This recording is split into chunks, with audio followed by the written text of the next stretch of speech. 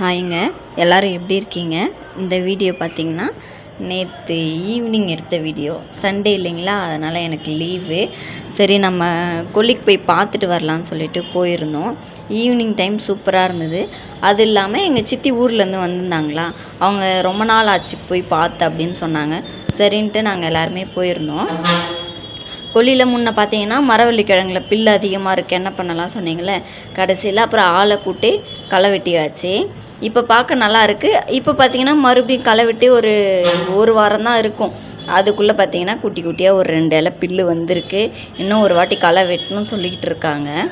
அப்புறம் நம்ம கொல்லியில் இந்த மரவள்ளி கிழங்கு சுற்றி பார்த்திங்கன்னா அந்த தண்ணி போகிற அந்த வாய்க்காலில் கத்திரிக்காய் அப்புறம் எல்லா செடியுமே இருக்கும். கரண்ட் ஆஃப் ஆகிடுச்சின்னு மோட்ரு போட சொன்னாங்க. அப்புறம் மோட்ரு போட்டு விட்டோம். எங்கள் கொல்லியில் பார்த்திங்கன்னா நெல்லிக்காய் இருந்தது. சரி, ஏற்கனவே ஒரு வீடியோவில் பார்த்துருப்போம்ல, அந்த நெல்லிக்காய் தான்.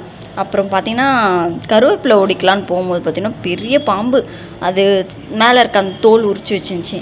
அதையும் எடுத்துகிட்டு அப்புறம் புதினா, பச்சை மிளகா, மாங்காய், அதுக்கப்புறம் தட்டைப்பயிறு, வெண்டைக்காய், தென்னை மரம், இது எல்லாமே இருந்தது. எங்கள் கொல்லியில் மேக்ஸிமம் எல்லாமே இருக்கும். அப்புறம் எங்கள் தாத்தா வேற வெட்டிகிட்டு இருந்தார், அதையும் காமிச்சிருக்கேன்.